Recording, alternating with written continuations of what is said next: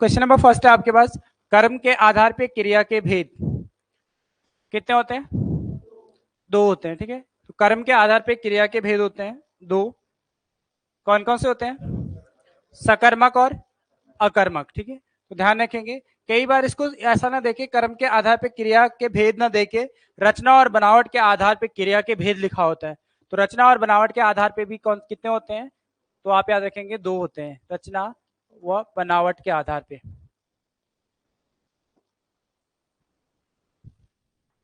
ठीक है, रचना और बनावट के आधार पे कितने होते हैं? 2। ठीक है, 2 होते हैं सकर्मक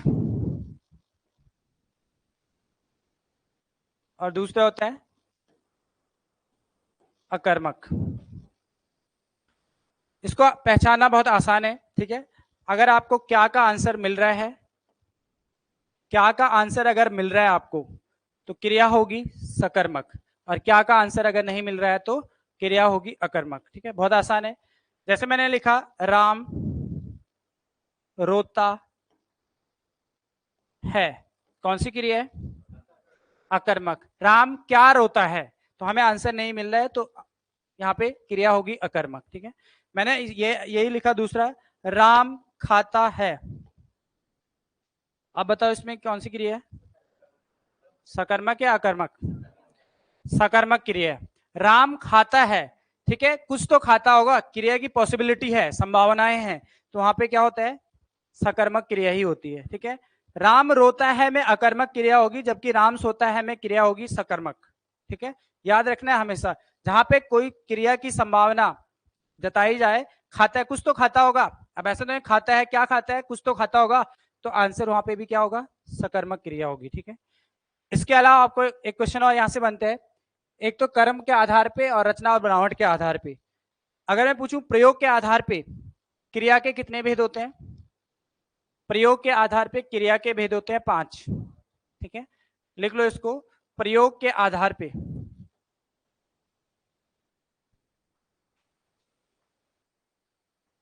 प्रयोग के आधार पर क्रिया के भेद 5। ठीक है, आप याद रखेंगे 5 कौन कौन से होते हैं, लिखो। पहला लिखो प्रेरणार्थक क्रिया,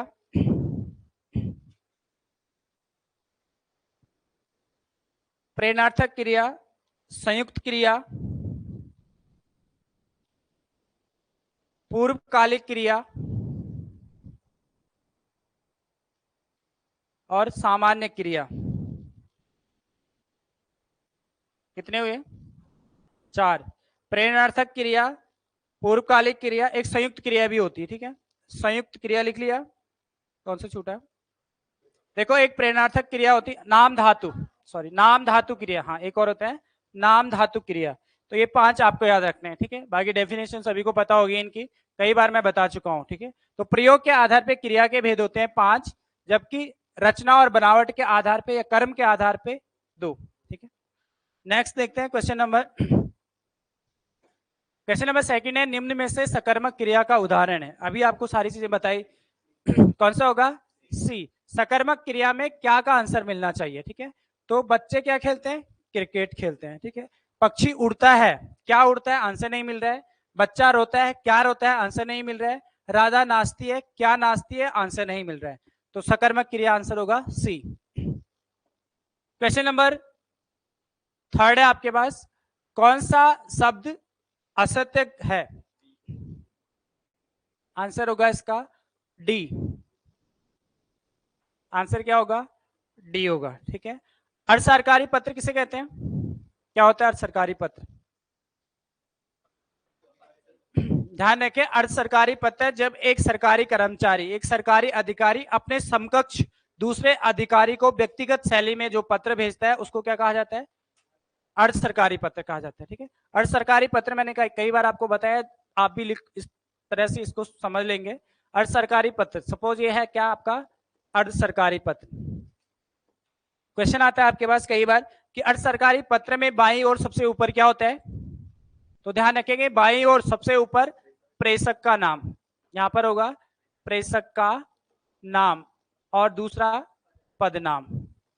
ठीक है, यहाँ पे स्पेस थोड़ा कम है तो इसलिए यहाँ बाईं ओर होगा ये। ठीक है, अगर मैं बात करूं अर्ध सरकारी पत्र के दाईं ओर क्या होता है? तो यहाँ पे यहाँ का पत्र संख्या, सबसे ऊपर क्या होगा, पहला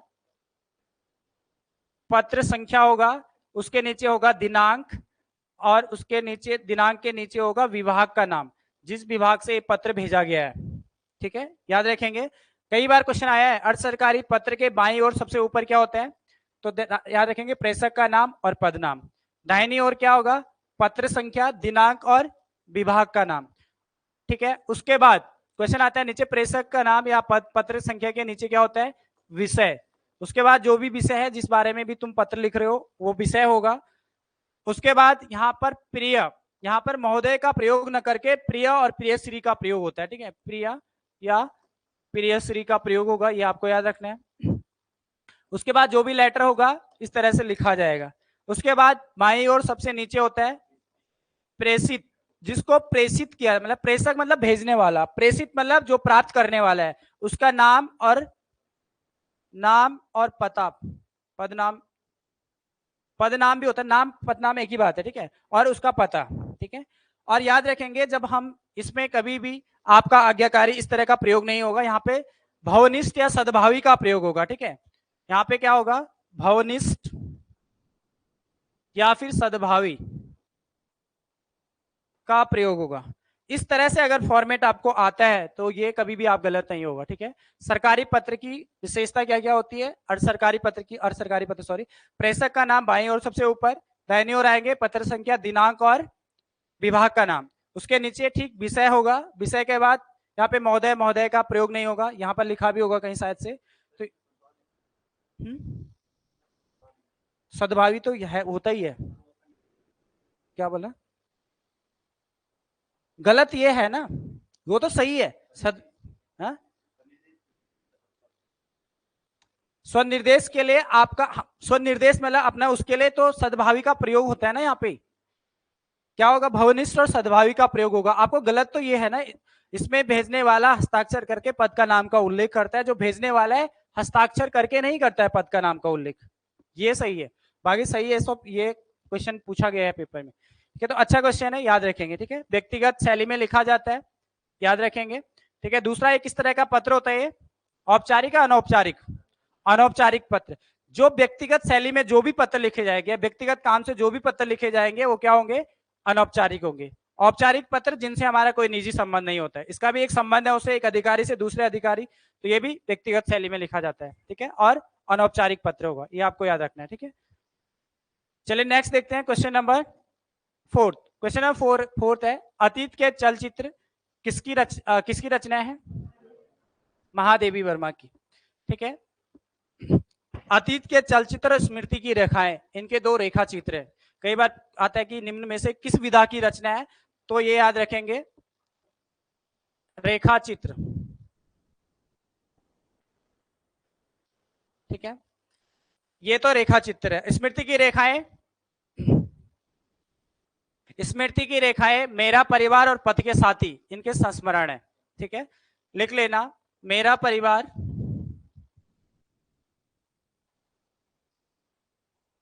स्मृति की रेखाएं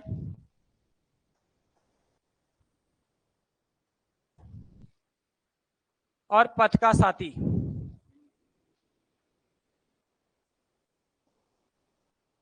संस्मरण। ठीक है, याद रखेंगे। इसके अलावा ये हाल ही में कुछ एक पेपर में देखा था मैंने कि यहाँ से क्वेश्चन एक बना था, इनकी रचनाओं का क्रम पूछा गया था। ठीक है, जैसे आपका निहार निर्जा और निहार रश्मि निर्जा और संध्या गीत। ठीक है, तो याद रखेंगे निहार इन्होंने सबसे पहले लिखी,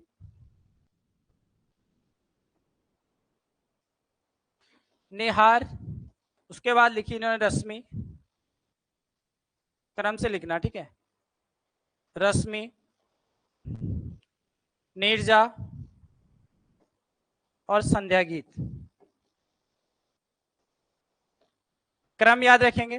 ठीक है, ये क्रम याद है, ये पहले लिखा है इन्होंने 1930 में, बस 2-2 साल का अंतर है। ठीक है, 1932, 1934 और 1936 महादेवी वर्मा की रचनाएं, क्रम से याद रखेंगे, निहार, रश्मि, निर्जा, संध्या गीत, 1930, 32, 34 और 36, ये तो इजीली याद हो जाएगा आपको। ठीक है, और पूछा गया था निम्न में से महादेवी कि महादेवी वर्मा की रचनाओं का क्रम कौन सा सही है, तो ये वाला सही था। ठीक है, तो ये भी पूछा गया था। एक और याद रखेंगे, इन्होंने एक पत्रिका का लेखन किया था, चांद नामक पत्रिका। ठीक है, तो चांद पत्रिका आप याद रखेंगे इसकी है, मतलब याद रखेंगे इसका लेखन इन्होंने किया था, का लेखन, संपादक नहीं थे, या ये मत लिखना कहीं आपने लिखा संपादक। ठीक है, महादेवी वर्मा ने चांद नामक पत्रिका का लेखन किया। पहले से ये पत्रिका कोई और किसी और के द्वारा निकाली गई थी, लेकिन इन्होंने लेखन का कार्य किया था इसका शुरू 1923 से 1923 से। तो ये भी आप इसे याद रख सकते हैं महादेवी वर्मा से। ठीक है, दूसरा याद रखेंगे, यहाँ से कई बार क्वेश्चन इस तरह से भी बन रहा है कि इनका जन्म कब हुआ, 1907। ठीक है, सभी को पता है। आप देखो, जब आपने इतना याद कर लिया तो याद रखेंगे इनका जीवन काल, तो इनका जीवन काल था 1907 से 1987। हो सकता है इस बार मृत्यु पूछ ले। ठीक है, तो थोड़ा सा एडवांस आपको लेके चलना है, जब आप इतना पढ़ रहे हैं तो 1907 पूछा गया था पेपर में, महादेवी वर्मा का जन्म कब हुआ था, 1907। लेकिन जीवन काल भी ये पूरा याद रखेंगे, 1907 से लेकर 1987। ठीक है, साथ साथ याद रख लेंगे, 1987 और 1907 इजीली याद हो सकता है। ठीक है, चलिए नेक्स्ट क्वेश्चन देखते हैं। क्वेश्चन नंबर 5 है, जहां सादृश्य के कारण किसी वस्तु में दूसरी वस्तु का भ्रम हो जाता है वहां अलंकार होता है, क्या होगा, भ्रांतिमान। ठीक है, याद रखेंगे भ्रांतिमान में क्या होता है, जब हम समान गुण धर्म के आधार पे उपमेय को उपमान मान लेते हैं तो वहां पे अलंकार होता है भ्रांतिमान। मतलब हम उस चीज को भ्रांति के कारण वही चीज समझ लेते हैं जो एक्चुअल में हम उसे समझ रहे हैं, भ्रांति हो जाती है, तो वहां पे होता है भ्रांतिमान अलंकार। ठीक है, संदेह अलंकार में थोड़ा सा कंफ्यूजन होता होगा भ्रांति और संदेह में। संदेह में क्या होता है कि जहां पर हम संदेह होता है, जैसे सारी है कि नारी बिच सारी है, तो यहाँ पर एग्जाम्पल कई बार पूछा गया, तो वहां पे संदेह कि वो एक्चुअल में नारी है कि सारी है, तो वहां पे संदेह अलंकार होता है। और भ्रांति में क्या होता है, हम उस चीज को वही मान लेते हैं जो एक्चुअल में हम समझ रहे हैं उसको। ठीक है, उसके समान गुण धर्म के आधार पे या उसको उपमेय को उपमान मान लेते हैं, तो वहां पे होता है भ्रांतिमान अलंकार। ठीक है, तो ये आपको याद रखना है, यहाँ पे आंसर होगा आपका। कई बार भ्रम से भी आप पहचान सकते हैं, जहां पे भ्रम लिख दिया तो सीधा सीधा भ्रांतिमान। ठीक है, नेक्स्ट क्वेश्चन देखते हैं। क्वेश्चन नंबर 6 क्या है, शब्द अन्वय का संधि विच्छेद होगा, क्या होगा, सी होगा। ठीक है, याद रखेंगे यहाँ पे उ प्लस ऊस और अ की संधि हुई है। ठीक है, और उ और अ मिलके व बनता है, ये किस संधि का नियम है, यण संधि। ठीक है, तो ये नियम है यण संधि का, तो यहाँ पे संधि है कौन सी, यण संधि। ठीक है, उ बड़ा छोटा उ प्लस अ मिलके, ठीक है, वर का निर्माण होता है, तो ये संधि का नियम है यण संधि का। नेक्स्ट देखते हैं, क्वेश्चन नंबर 7 है, अंगीठी का तत्सम शब्द है, क्या होगा, अंगिष्ठिका, ऑप्शन सी। ये मैंने आपको लिखा रखा था अंगीठी का। ठीक है, लिखो जरा कुछ, लाज का तत्सम क्या होगा, फिर लिखो सियार का तत्सम क्या होगा, फिर लिखो जामुन का तत्सम क्या होगा,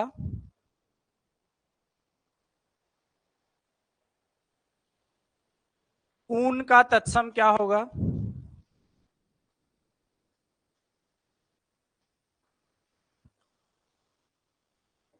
पलंग का तत्सम क्या होगा।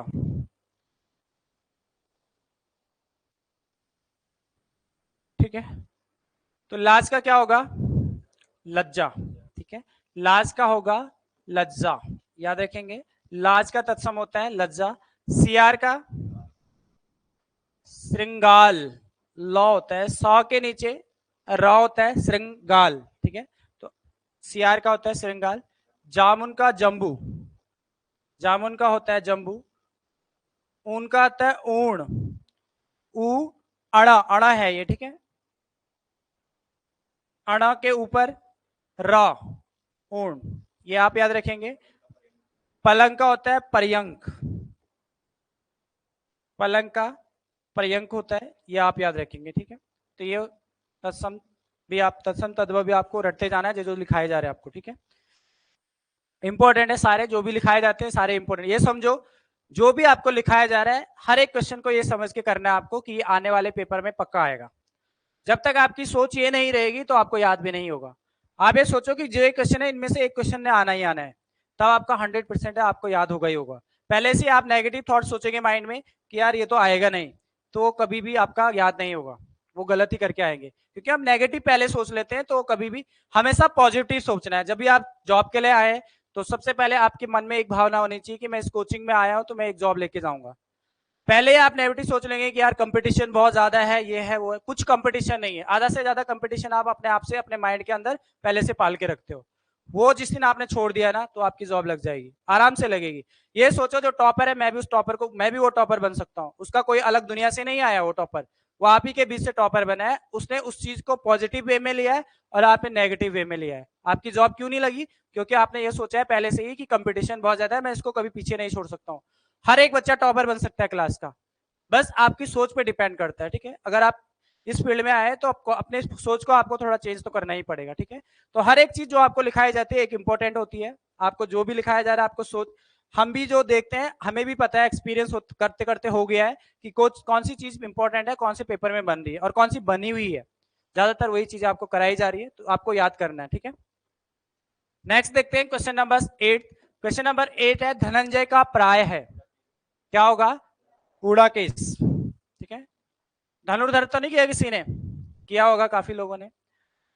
धनुर्धर मतलब होता है धनुष को धारण करने वाला, बस इसका इतना ही अर्थ आपको याद रखना है। ठीक है, धनुर्धर मतलब होता है धनुष को धारण करने वाला। वो तो कोई भी हो सकता है, वो जरूरी नहीं है कि अर्जुन है, अर्जुन ने भी धारण किया था, लेकिन कोई भी धारण कर सकता है। तो ये आप याद रखेंगे, धनुष को धारण करने वाला धनुर्धर कहलाता है। ठीक है, मृत्युंजय से आप याद रखेंगे शिव, शिव जी के लिए बोला जाता है मृत्युंजय, मृत्यु को जीतने वाला।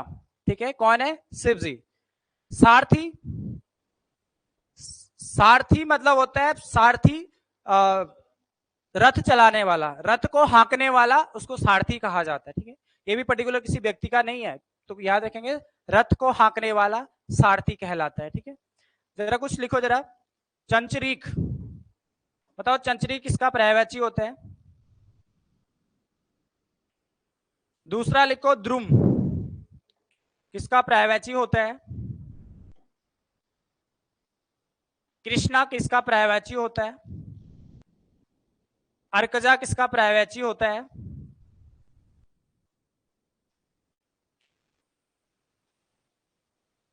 झरोखा किसका पर्यायवाची होता है?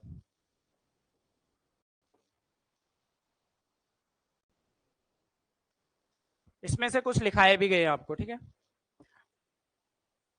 अर्कजा बताओ। अर्कजा भी होता है और सूर्यजा भी होता है इसका। अर्कजा किसका होता है? यमुना का। अर्कजा और सूर्यजा याद रखना है, यमुना। कृष्णा भी किसका होता है? यमुना का होता है। ठीक है, कृष्णा, जमुना, जमुना भी किसका होता है? यमुना का ही होता है। चंचरीक होता है भरमर या भौरा। ठीक है, मधुकर भी होता है भौरा का। द्रुम होता है पेड़ का, द्रुम। गाछ, गाछ भी आ सकता है, गाछ किसका होता है? पेड़ का। झरोखा, ये तो लिखा रखा था, खिड़की, कुछ दिन पहले ही लिखाया था शायद, पिछले से पिछले वाले पेपर में। झरोखा होता है खिड़की का। ठीक है, तो याद रखेंगे ये पर्यायवाची भी साथ साथ लिख लिए, लिखना जरूर है। ठीक है, आप जितना लिखेंगे उतना आपको याद होता जाएगा, ये आपको याद रखना है। ठीक है, हर एक कोशिश को, हर एक चीज को लिखना बहुत जरूरी है, जितना लिखेंगे उतना याद होगा। ठीक है, क्वेश्चन नंबर 9 है दिए गए विकल्पों में से कृपण का विपरीतार्थक होना चाहिए था, विपरीतार्थी शब्द है। ठीक है, कृपण मतलब होता है कंजूस, कृपण होता है कंजूस। तो सबसे पहले आपको अर्थ पता होना चाहिए था कंजूस, और लिखा भी रखा है मैंने ये आपको, कंजूस जो बिल्कुल भी खर्च ना करे। एक शब्द भी आ सकता है इसके लिए कि जो बिल्कुल भी खर्च ना करे, उसके लिए एक शब्द आता है कंजूस। ठीक है, कंजूस, कृपण, सॉरी कृपण बोला जाता है उसको। ठीक है, जो बिल्कुल भी खर्च ना करे। और इसका होगा आपका उदार, उदार नहीं बल्कि उदार। उदार होता है दाता, दाता या दानवान, दानवान भी बोल सकते हैं। ठीक है, तो इसका उल्टा क्या होगा कृपण का? दानवान, दाता या फिर उदार। ठीक है, याद रखेंगे। इसका कृपण का मतलब होता है कंजूस। ठीक है, तो कृपण आप याद रखेंगे कंजूस। ठीक है, जो बिल्कुल भी खर्च ना करे, और जो कम खर्च करता है मितव्ययी।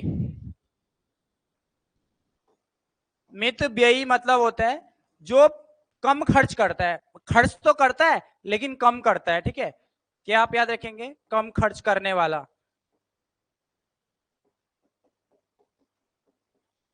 ठीक है, जबकि कर्पण का मतलब होता है बिल्कुल भी खर्च न करना, ठीक है, बिल्कुल भी खर्च न करना, ठीक है। तो ये आप याद रखेंगे इससे। नेक्स्ट देखते हैं क्वेश्चन नंबर 10। क्वेश्चन नंबर 10 है आपके पास, निम्नलिखित में शुद्ध वर्तनी वाला शब्द है, शुद्ध बताना है आपको, कौन सा होगा, उत्श्रृंखल। ये भी मैंने आपको लिखा रखा था, तो आंसर होगा डी, शुद्ध है ये, ठीक है। बी क्या, शुद्ध बताना है, सारे गलत हैं, बस ये सही है। क्या बोलना चाह रहे हो आप, बी, बी, बी बोला था, बी तो नहीं बोला था मैंने, ये लिखाया था मैंने उत्सर्ग, बी कहाँ लिखाया, मैंने तो नहीं लिखा है, किसी और ने लिखाया होगा, हो सकता है, मैंने नहीं लिखा है, पर मुझे इतना गारंटी है मैंने यही लिखाया था ना, आंसर होगा ये, ठीक है, यही आंसर है, ठीक है। दोबारा अगर आपने कहीं लिखा है तो उसको करेक्शन कर लेना, आंसर ये होगा, ठीक है। नेक्स्ट देखते हैं क्वेश्चन नंबर 11। क्वेश्चन नंबर 11 है, इनमें से कौन सा कथन पूरी तरह से तत्पुरुष समास से संबंधित है, कौन सा होगा, सी। हाँ, ध्यान रखेंगे, इसमें प्राय उत्तर पद क्या होता है, प्रधान होता है, जबकि पूर्व पद क्या होता है, पूर्व पद गौण होता है, ठीक है।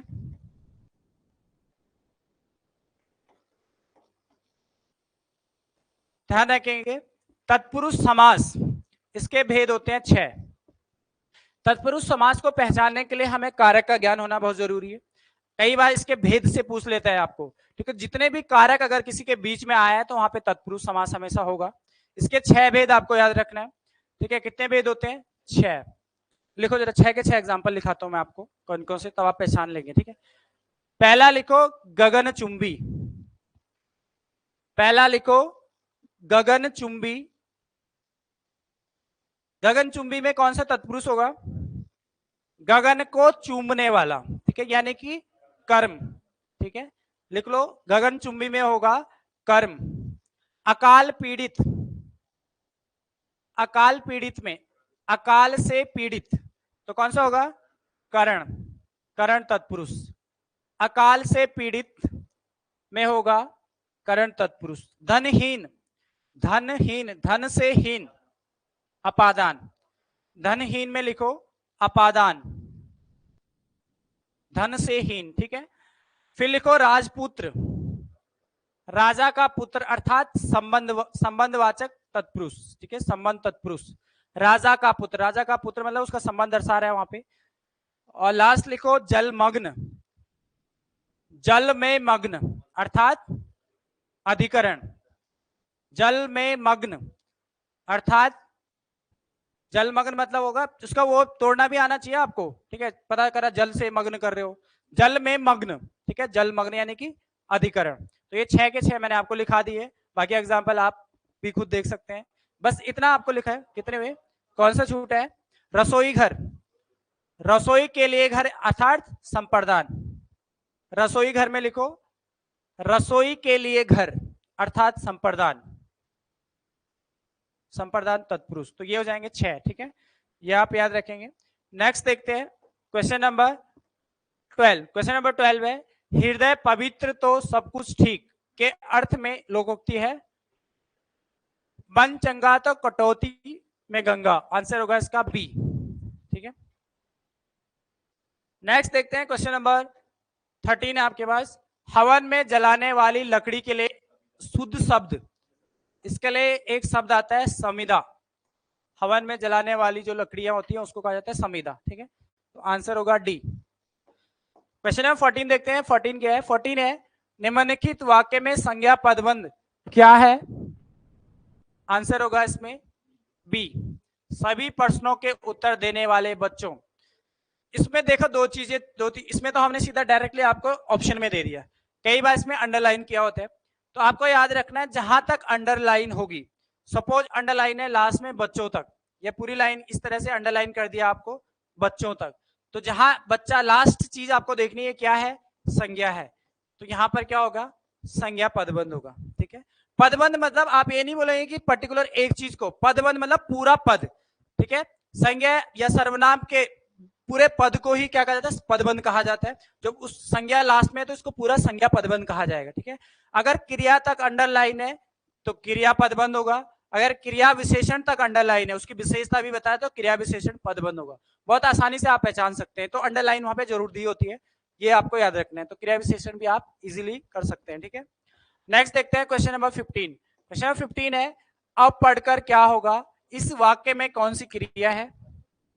पूर्वकालिक क्रिया, क्रिया पहले खत्म हो चुकी है, ठीक है। अब पढ़ के आपने पेपर तो दे दिया, आप पढ़ के क्या फायदा होगा जब आप असफल हो गए।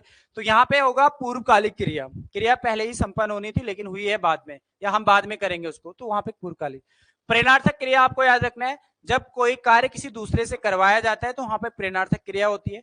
जैसे मैंने बोला माताजी नौकर से खाना बनवाती है, तो माताजी काम करवा रही दूसरे से, तो वहां पे होती क्रिया प्रेरणार्थक क्रिया, ठीक है। संयुक्त क्रिया, जहां पे दो क्रियाएं एक साथ आती हैं संयुक्त होके, ठीक है, तो वहां पे संयुक्त क्रिया।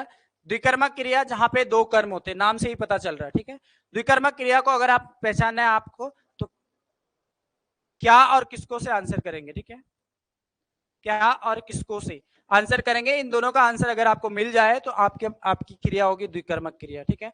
जैसे मैंने बोला शीला पौधे को पानी देती है, क्या देती है, पानी देती है, किसको देती है, पौधों को। तो जहां पे दोनों का आंसर मिला द्विकर्मक क्रिया, दो कर्म हो रहे हैं वहां पे, ठीक है। तो इसको भी आप इजीली पहचान सकते हैं, तो आंसर इसका होगा सी, पूर्वकालिक क्रिया, ठीक है। नेक्स्ट देखते हैं क्वेश्चन नंबर 16। क्वेश्चन नंबर 16 है, किस प्रकार के विशेषण में दो प्राणियों, वस्तुओं इत्यादि के गुण दोष अथवा विशेषता की तुलना कर एक को दूसरे से बढ़ा चढ़ाकर बताया जाता है। कौन सा होगा, यहाँ पे होगा उत्तरावस्था। कंपेयर, जब भी कंपेयर किया जाए दो वस्तुओं के बीच में या उसको बढ़ा के बताया जाए तो वहां पे हमेशा होता है उत्तरावस्था। आपने पढ़ी होगी विशेषण की तीन अवस्थाएं होती हैं, एक होती मूलावस्था, दूसरी होती है उत्तरावस्था और तीसरी होती है उत्तमावस्था, ठीक है। तो इन विशेषण की तीन अवस्थाएं, मूलावस्था जहां पे मूल शब्द हो, जैसे मैंने यहाँ पे लिखा, मैंने लिखा हाँ श्रेष्ठ भी लिख सकते हैं, श्रेष्ठ लिख दो, चलो पहले लिखा मैंने श्रेष्ठ। श्रेष्ठ क्या है, एक मूल शब्द है, ठीक है। अगर मैं इसको जोड़ूंगा तो ये हो जाएगा श्रेष्ठतर। अगर मैं इसमें श्रेष्ठतर, यहाँ पे याद रखना तर जुड़ जाता है, यहाँ पे तर है ना उत्तरा, तो यहाँ पे तर जुड़ जाते हैं, कंपैरेटिव डिग्री से बोला जाता है, ठीक है, कंपेयर किया जाता है। और सुपरलेटिव डिग्री होती है श्रेष्ठतम, ठीक है, याद रखेंगे। यहाँ पे होगा श्रेष्ठतम, यहाँ पे तम जुड़ जाएगा इसमें, यहाँ पे उत्तम है ना तो तम जुड़ जाता है। तो ये आपको याद रखने, विशेषण की तीन अवस्थाएं होती हैं, मूलावस्था, उत्तरावस्था, उत्तमावस्था, श्रेष्ठ, श्रेष्ठतर और श्रेष्ठतम, ठीक है। इसको सुपरलेटिव डिग्री भी इंग्लिश में बोला जाता है, ठीक है। इसको भी इजीली आप पहचान सकते हैं। नेक्स्ट देखते हैं क्वेश्चन नंबर 17 है, निम्नलिखित विशेषणों में से संज्ञा को पहचानिए। किसमें है संज्ञा, अनुशासन में, ठीक है। अनुशासन में संज्ञा, अनुशासन एक संज्ञा है, ठीक है, बाकी सभी विशेषण है, यहाँ पर सिर्फ संज्ञा विशेषण इसी में अनुशासन में, ठीक है। तो आंसर होगा ए। नेक्स्ट देखते हैं क्वेश्चन नंबर 18। क्वेश्चन नंबर 18 है, निम्न में से कौन सा शब्द विदेशी मूल का नहीं है। कौन सा नहीं है, विज्ञापन, ठीक है। तो विज्ञापन आपका देशज शब्द है, ठीक है, देशज, ठीक है। कायल किस भाषा का शब्द है, कायल अरबी, कायल याद रखेंगे अरबी भाषा का। चाय चीनी, याद रखेंगे चाय में चीनी डालते हैं, इसीलिए याद हो जाएगा, चाय चीनी भाषा का शब्द है, ठीक है। और तंबाकू, तंबाकू पुर्तगाली शब्द है, ठीक है, तंबाकू कैसे शब्द है, पुर्तगाली, तो इनको याद रख सकते हैं आप, ठीक है। क्वेश्चन नंबर 19 है, निम्नलिखित में से कौन सा व्यंजन महाप्राण है।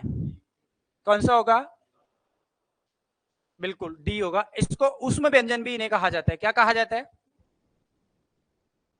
ऊष्म व्यंजन, याद रखेंगे ऊष्म व्यंजन भी महाप्राण में आते हैं। इसके अलावा आपने पढ़ा होगा दूसरा और चौथा क्या होते हैं, दूसरा और चौथा और एक ध, ये क्या होते हैं, महाप्राण होते हैं, ठीक है। याद रखेंगे ऊष्म व्यंजन स स स ह, ये भी महाप्राण में आते हैं। और हर वर्ग का दूसरा और चौथा वर्ण महाप्राण होता है, और ढ भी क्या होता है, महाप्राण होता है। ठीक है, यार अलावा आप याद रखेंगे इनको क्या कहा जाता है, अंतस्थ व्यंजन कहा जाता है।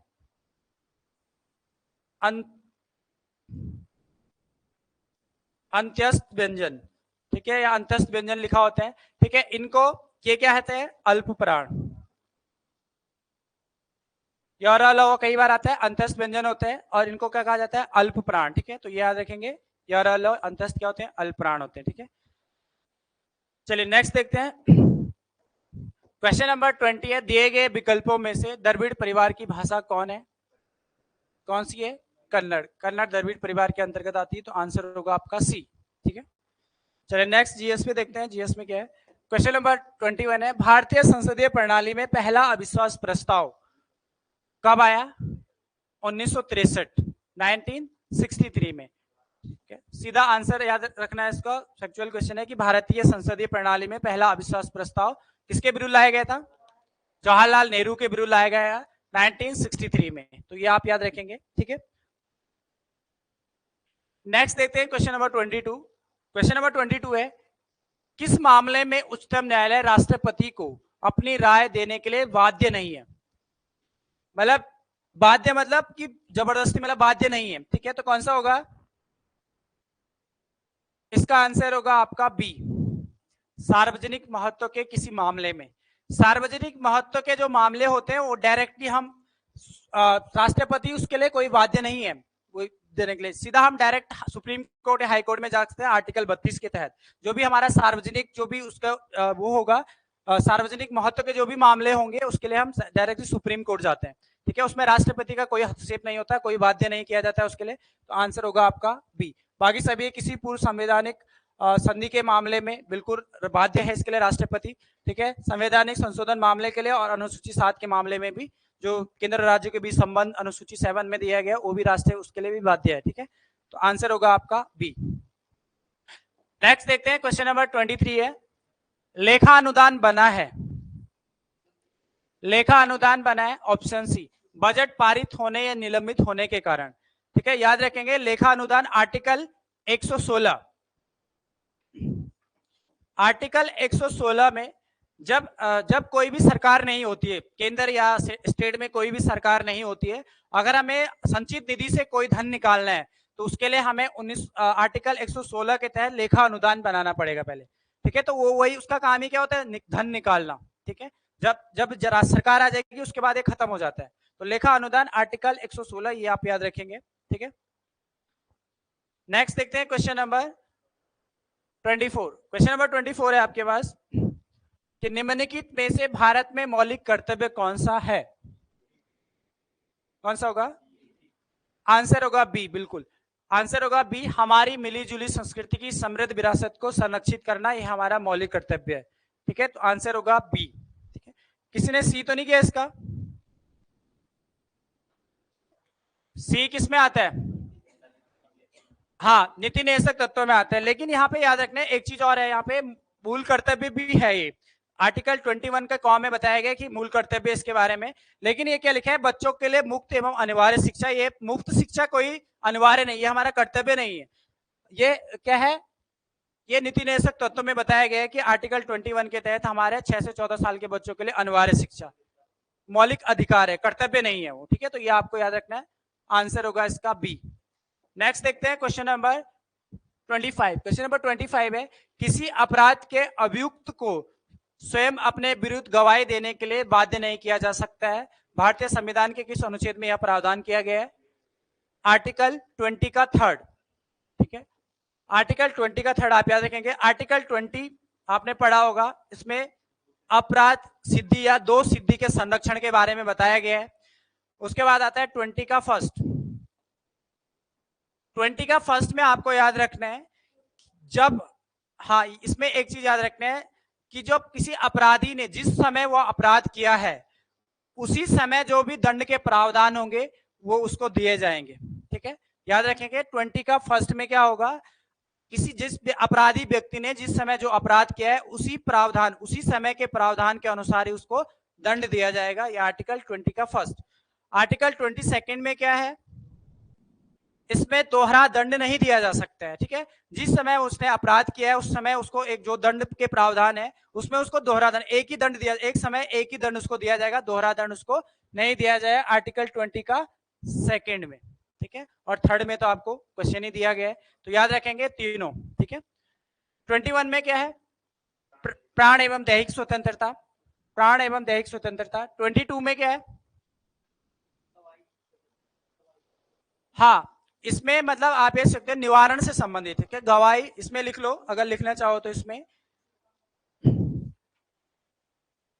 22 में आप याद रखेंगे गिरफ्तारी या निवारण से संबंधित प्रावधान, गिरफ्तारी या निवारण से संबंधित प्रावधान आर्टिकल 22। 74 में सभी को पता होगा मंत्री परिषद, मंत्री परिषद कौन से आर्टिकल में है, आर्टिकल 74, ठीक है। चलिए नेक्स्ट देखते हैं क्वेश्चन नंबर 26। क्वेश्चन नंबर 26 है संविधान के प्रथम अनुच्छेद के अनुसार भारत है राज्यों का संघ, यूनियन ऑफ स्टेट, ठीक है। तो आंसर होगा डी, तो बेसिक क्वेश्चन था। क्वेश्चन नंबर 27 है ग्रीन पीस इंटरनेशनल का मुख्यालय कहाँ स्थित है,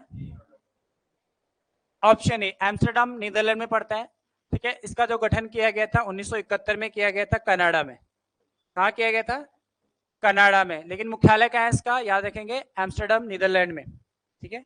पर्यावरण से संबंधित है ये, ठीक है। ग्रीन पीस इंटरनेशनल, ग्रीन से आप याद रख सकते हो पर्यावरण से संबंधित, ठीक है। एक विश्वव्यापी संगठन है, पर्यावरण के चिंतन के लिए बनाया गया है, तो आंसर होगा इसका ए। क्वेश्चन नंबर 28 देखते हैं, 28 क्या है। क्वेश्चन नंबर 28 है पारिस्थितिक तंत्र में ऊर्जा का प्रवाह होता है एक दिशात्मक, ठीक है, बिल्कुल याद रखेंगे एक दिशात्मक, एक ही डायरेक्शन में जाता है हमेशा, ठीक है। और इसका पिरामिड हमेशा कैसे बनता है, सीधा बनता है, ठीक है। याद रखेंगे सीधा इसका पिरामिड बनता है, ठीक है। थोड़ा सा समझ लेते हैं इसको ऊर्जा प्रभाव, क्योंकि इंपॉर्टेंट है, यहां से क्वेश्चन बनने के चांसेस बहुत ज्यादा है, ठीक है। देखो सबसे पहले तो आपको पता होना चाहिए पृथ्वी पे ऊर्जा का स्रोत क्या है, सूर्य है, सभी को पता है पृथ्वी से पर ऊर्जा का स्रोत सूर्य है, ठीक है। अब होता क्या है, सूर्य से प्रकाश आता है जब, तो सबसे पहले आपको याद रखेंगे यहाँ पे होते हैं उत्पादक, उत्पादक को क्या बोलेंगे, प्रोड्यूसर, ठीक है। इंग्लिश में अगर मैं बात करूं तो प्रोड्यूसर कहा जाता है। तो होता क्या है, सूर्य से जो प्रकाश आता है उसका 90% जैविक क्रियाओं में प्रयोग हो जाता है और 10% ही क्या होता है, ट्रांसफर होता है, ठीक है। ये नियम है 10% का नियम जो दिया है लिंडन ने, ठीक है। याद रखेंगे लिंडन ने दिया है 10% का नियम। क्वेश्चन आ सकता है कि 10% का नियम किसने दिया है, लिंडन से, और किससे संबंधित है, ऊर्जा के प्रभाव से संबंधित नियम है, इंपॉर्टेंट, ठीक है। याद रखेंगे जो भी सूर्य का प्रकाश आएगा वो 10% ही यहाँ पर आएगा, क्या कैलोरी में, इसने तो कैलोरी में बताया उसको कि यहाँ से 100% कैलोरी है तो 10% कैलोरी यहाँ आता है, उसका इसका भी फिर 10% आगे जाता है, फिर 10% आगे जाता है, इस तरह से ट्रांसफर होता है, ठीक है। इसी को 10% का नियम भी कहा जाता है, ठीक है। तो इनको उत्पादक कहा जाता है। उसके बाद अगर मैं दोबारा यहाँ पे आऊंगा तो यहाँ पर होते हैं आपके प्राथमिक उपभोक्ता, प्राथमिक उपभोक्ता होते हैं, ठीक है। इसके बाद यहाँ का इसका 10%, अगर इसका 10% लूंगा तो कितना होगा, एक या एक कैलोरी, ठीक है। इसी तरह से अगर सेकेंडरी में आएंगे तो उत्पादक में कौन आते हैं, पेड़ पौधे, ठीक है। पेड़ पौधों से प्राथमिक उपभोक्ता, इसमें मनुष्य भी, हम भी क्या है, प्राथमिक उपभोक्ता और द्वितीय उपभोक्ता दोनों के अंतर्गत आते हैं। उसके बाद आते हैं द्वितीय उपभोक्ता, फिर द्वितीय उपभोक्ता में भी क्या होगा, इसका 1% यानी कि 0.1, इस तरह से आगे ये बढ़ता है, फिर तृतीय में जाएगा, ठीक है, टर्सरी में जाएगा, फिर उसके बाद लास्ट में क्या होगा, डिकम्पोज हो जाएगा यानी कि अपघटित हो जाएगा, ठीक है, अपघटित। तो ये लास्ट में क्या हो जाता है, हर चीज की एक कंडीशन आती है, अंतिम स्टेज होती है जिसमें वो पूरी तरह से नष्ट हो जाता है। तो यहाँ पे क्या होता है, डिकम्पोज हो जाता है। तो इसी तरह से ये चलता रहता है, इसका 10%, ये यहाँ पे 1 है तो यहाँ पे 0.01 हो जाएगा, इस तरह से बढ़ता रहता है, इसी को 10% का नियम कहा जाता है, ठीक है। ध्यान रखेंगे, ये नहीं सोचना आपने कि यहाँ पे 10% है उसके बाद 10% है उसका ये निकल रहा है, इसको नहीं लेना। कोई भी चीज अपने आप में क्या होती है, 100% होती है, तो 10% भी अपने आप में 100 है, 100% है, उसका 10% यहाँ पे आएगा, फिर उसका 10%, इसी को कहा जाता है 10% का नियम, या इसको कई बार इसी को उष्मागति का नियम भी कहा जाता है, लॉ ऑफ थर्मोडायनेमिक, ठीक है। इसी को 10% का नियम को भी क्या कहा जाता है, ऊर्जा, जो ये ऊर्जा लॉस हो रही है ना 10% 90% ऊर्जा, ये जैविक क्रियाओं में इसका प्रयोग किया जाता है, ठीक है। तो ये हमेशा इसका चक्र कैसे होगा, एक दिशा, एक डायरेक्शन, पिरामिड हमेशा सीधा बनेगा, ठीक है। तो याद रखेंगे, इंपॉर्टेंट क्वेश्चन है ये। नेक्स्ट देखते हैं क्वेश्चन नंबर 29। क्वेश्चन नंबर 29 है, मॉट्रेक्स रिकॉर्ड का संबंध किससे है? रामसर से। ठीक है, बिल्कुल आंसर होगा इसका रामसर। रामसर जो है ये आपका ईरान में पड़ता है, सभी को पता होगा। रामसर कहाँ पड़ता है? ईरान में। ठीक है, रामसर समझौता कब हुआ था? 1971। याद रखेंगे 2 फरवरी 1971 में हुआ था पहली बार। ठीक है, इसलिए 2 फरवरी को आर्द्र भूमि दिवस के रूप में हम मनाते हैं। ठीक है, वेटलैंड डे के रूप में मनाते हैं। ठीक है, अगर मैं बात करूं भारत रामसर में कब शामिल हुआ? भारत रामसर साइड में या रामसर में कब सिग्नेचर किए भारत ने? तो याद रखेंगे 1 फरवरी 1982। 1 फरवरी 1982 को भारत ने रामसर साइट में सिग्नेचर किए। इंपॉर्टेंट क्वेश्चन है, पूछा भी जाता है 1 फरवरी। ठीक है, और अभी वर्तमान में भारत में रामसर साइट हैं 75, ये भी याद रखना है। ठीक है, भारत कब शामिल हुआ? इंपॉर्टेंट है, 1 फरवरी 1982 में। गठन हुआ था इसका 2 फरवरी 1971 को। ठीक है, ईरान में, ये आप याद रखेंगे। रामसर एक जगह का नाम है जो है ईरान में पड़ता है। ठीक है, नेक्स्ट देखते हैं क्वेश्चन नंबर 30। क्वेश्चन नंबर 30 है आपके पास, निम्नलिखित पर विचार करो। ठीक है, इसमें बताना था आपको फसल जैव अवशोषण, मतलब जब हम फसल को जलाते हैं, उनका दहन करते हैं, उसके बाद कौन कौन सी गैसें निकलती है?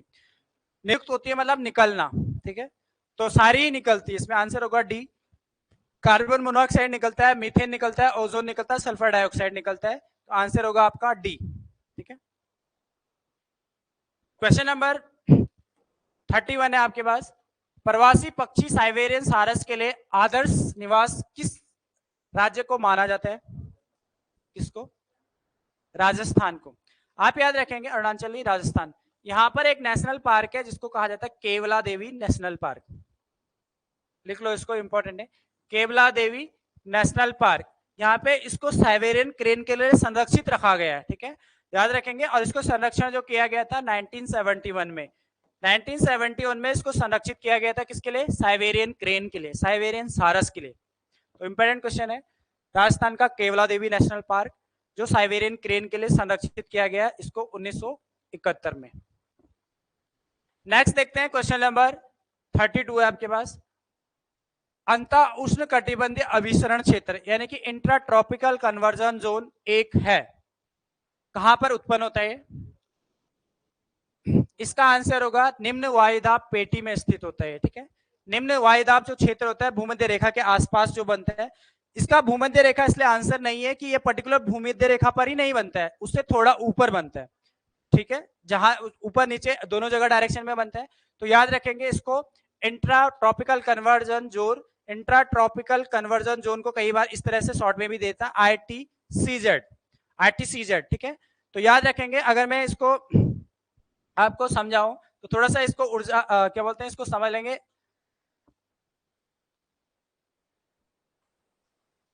ये सपोज भूमध्य रेखा है, थोड़ा थोड़ा बड़ा बनाना पड़ेगा।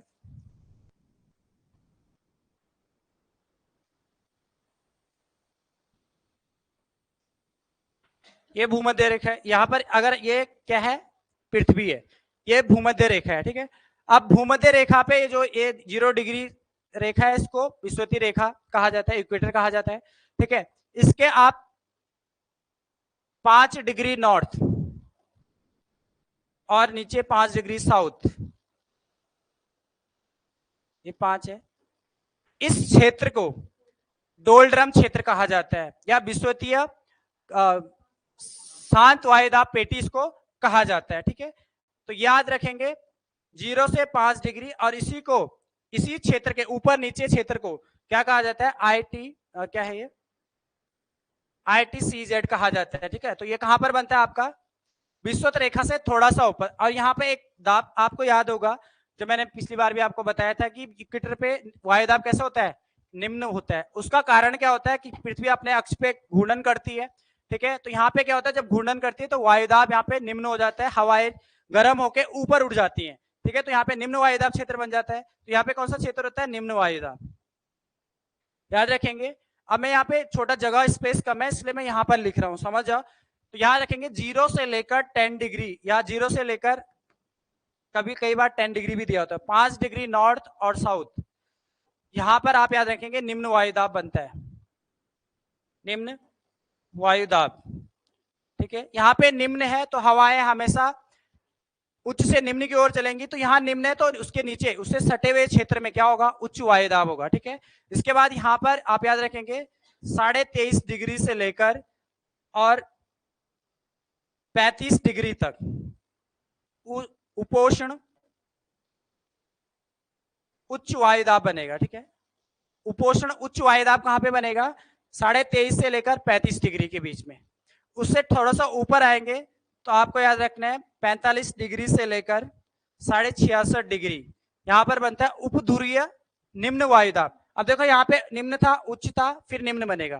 ठीक है, फिर यहाँ पर क्या बनेगा, निम्न वायुदाब। याद रखना है, सीधा मैं सीधा लिखा रहा हूं आपको, निम्न वायुदाब। उसके बाद आपको याद रखना है 80 डिग्री से लेकर 90 डिग्री, यहाँ पे ध्रुव है, ध्रुव सबसे ठंडा होता है, तो ठंडे प्रदेशों में क्या होता है, उच्च वायुदाब बनता है। ठीक है, तो यहाँ देखेंगे 80 से 90 डिग्री, यहाँ पे उपध्रुवीय निम्न, सॉरी ध्रुवीय निम्न इसको कहा जाता है।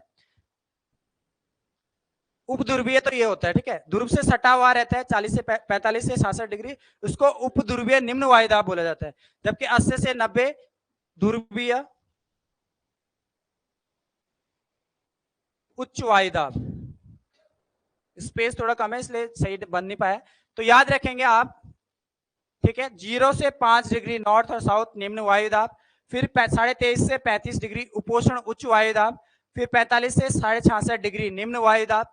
ठीक है, फिर उसके बाद 80 से 90 ध्रुवीय उच्च वायुदाब बनता है। इतना याद रखना, ये आपका पवनों में भी काम करेगा, पवन जो चलती है उस डायरेक्शन में भी काम करेगा। ठीक है, इसके अलावा एक दो चीजें और आपको समझानी थी।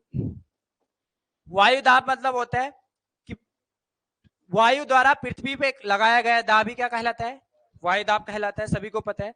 वायुदाब को हम मापते हैं बैरोमीटर से। किससे मापते हैं, बैरोमीटर से। ठीक है, याद रखेंगे बैरोमीटर, अगर मैं बात करूं बैरोमीटर, बैरोमीटर में अगर धीरे धीरे करके टेम्परेचर घट रहा है तो किसके संकेत होते हैं, धीरे धीरे वर्षा के। याद रखेंगे धीरे धीरे अगर टेम्परेचर गिर रहा है तो वर्षा होगी। अचानक से एकदम से सडनली एकदम से गिरेगा टेम्परेचर, तो अचानक से गिरना तो क्या होगा, आंधी तूफान, आंधी तूफान। याद रखेंगे अगर धीरे धीरे करके ऊपर बढ़ रहा है, ऊपर बढ़ना, धीरे धीरे करके ऊपर बढ़ना, तो यह होगा मौसम साफ। बेसिक है लेकिन इंपॉर्टेंट क्वेश्चन है। ठीक है, क्वेश्चन डायरेक्टली पूछा जाता है आपके पास कि बैरोमीटर में धीरे धीरे टेम्परेचर का गिरना क्या कहलाता है, तो वर्षा। बैरोमीटर में धीरे धीरे से वायुदाब का बढ़ना क्या कहलाता है, मौसम साफ। और अचानक से सडनली गिरना क्या कहलाता है, आंधी तूफान आने के संकेत होते हैं। ठीक है, इसके अलावा एक और इंपॉर्टेंट चीज याद रखना है कि वायुदाब जो होता है पृथ्वी पे, वायुदाब औसतन कितना होता है, पता है किसी को, पृथ्वी पर औसतन वायुदाब होता है, अगर मैं बात करूं 76 सेंटीमीटर, या तो 76 सेंटीमीटर दिया हो या फिर mm में दिया हो तो 760 mm होता है। ठीक है, इसको लिख लेना। पृथ्वी पर औसतन वायुदाब, पृथ्वी पर औसतन वायुदाब सेंटीमीटर में होगा 76 सेंटीमीटर, जबकि mm में अगर दिया होगा तो 760 mm होगा। ठीक है, ये भी इंपॉर्टेंट क्वेश्चन है यहां से, तो ये आपको याद रखना है। नेक्स्ट चले, नेक्स्ट देखते हैं। ठीक है, क्वेश्चन नंबर 33 है, भारत में अशोका शासनकाल था। ये डायरेक्टली आपका याद करने वाला क्वेश्चन है, तो इसका आंसर होगा आपका 273 से लेकर 232 ईस्वी पूर्व। ठीक है, अशोक का शासनकाल। नेक्स्ट देखते हैं क्वेश्चन नंबर 34, हड़प्पा सभ्यता की जानकारी का प्रमुख स्रोत है, पुरातात्विक खुदाई। बिल्कुल, आंसर होगा आपका सी, हड़प्पा सभ्यता खुदाई। यहां से कई बार पूछा गया है कि क्या मिले यहां से, कब्रिस्तान। ठीक है, आपके पास आता है R37, क्वेश्चन आता है R37 कब्रिस्तान कहां से प्राप्त हुआ है, तो आपको याद रखना है हड़प्पा सभ्यता से। ठीक है, तो याद रखेंगे कब्रिस्तान। इसके अलावा एक और चीज याद रखना है, स्वास्तिक चिन्ह। स्वास्तिक चिन्ह कहां से प्राप्त हुआ है? तो याद रखेंगे कहां से? हड़प्पा सभ्यता से। इंपॉर्टेंट है, ये भी पूछा जा सकता है कि किस हड़प्पा, किस प्राचीन या इसको हड़प्पा सभ्यता किस कहां से मिले हैं? तो स्वास्तिक चिन्ह मिले हड़प्पा सभ्यता से। ठीक है, इंपॉर्टेंट है। इसका उत्खनन किसके द्वारा किया गया था? हड़प्पा, दयाराम साहनी, दयाराम साहनी द्वारा। ठीक है, कब? 1921 में। लेकिन याद रखेंगे किसके निर्देशन में? जॉन मार्शल के नेतृत्व में। ठीक है, नेतृत्व किया था जॉन मार्शल ने। क्वेश्चन को ढंग से समझना है, किसके नेतृत्व में लिखा होगा? तो जॉन मार्शल। किसके द्वारा खुदाई की थी? दयाराम साहनी द्वारा 1921 में। ठीक है, नेक्स्ट देखते हैं क्वेश्चन नंबर 35। क्वेश्चन नंबर 35 है, भारत में खनिज दृष्टि से सबसे विपन्न क्षेत्र। देखो, एक होता है संपन्न और एक होता है विपन्न। तो संपन्न का विपरीत होता है विपन्न, जहां पर बिल्कुल कम मात्रा में या होता ही नहीं है। ठीक है, तो कौन सा क्षेत्र होगा? 1 और 2, उत्तर का मैदान और उत्तर का पर्वतीय क्षेत्र। यहाँ पे खनिज नहीं है, नामात्र में है ही नहीं मतलब। ठीक है, तो आंसर होगा इसका ए। भारत में जो खनिज से संबंधित संपन्न क्षेत्र है वो है दक्षिण पूर्व क्षेत्र। ठीक है, मैंने आपको क्वेश्चन दिया था कई बार, दक्षिण पूर्व का जो क्षेत्र है वहां पर खनिज संसाधन, खनिज के लिए जाना जाता है, खनिज। ठीक है, दक्षिण पूर्व बोले या फिर छोटा नागपुर का पठार बोले। ठीक है, छोटा नागपुर का पठार आपका दक्षिण पूर्व में ही पड़ता है, छत्तीसगढ़, झारखंड, बिहार, उड़ीसा वाले क्षेत्र में पड़ता है। ठीक है, तो याद रखेंगे दक्षिण पूर्व वाला जो क्षेत्र है वो जाना जाता है खनिज के लिए, और उसमें भी कौन सा? छोटा नागपुर का पठार। ठीक है, इसके अलावा अगर मैं चट्टान की बात करूं, किस चट्टान में सर्वाधिक खनिज तत्व पाए जाते हैं? धारवाड़ की चट्टान। ठीक है, ये भी क्वेश्चन कई बार पूछा गया है। धारवाड़ की चट्टानों में,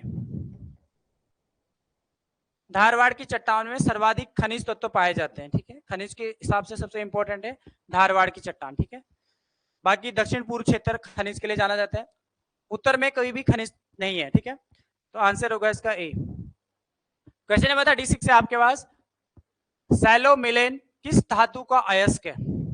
किसका होगा? मैग्नीज का।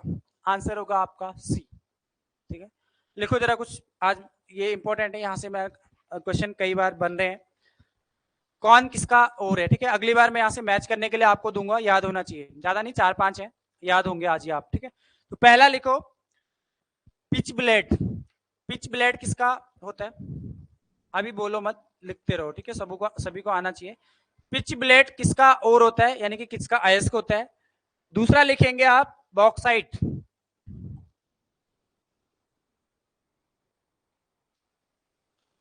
बॉक्साइट किसका और होता है? फिर उसके बाद लिखो क्यूप्राइट।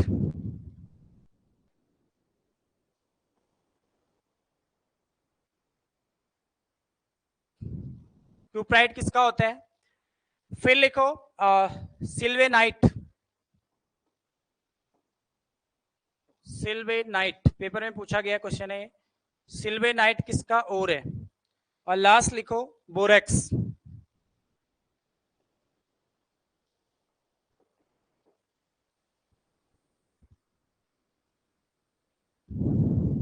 ठीक है, तो बताओ पिच ब्लेड किसका होता है?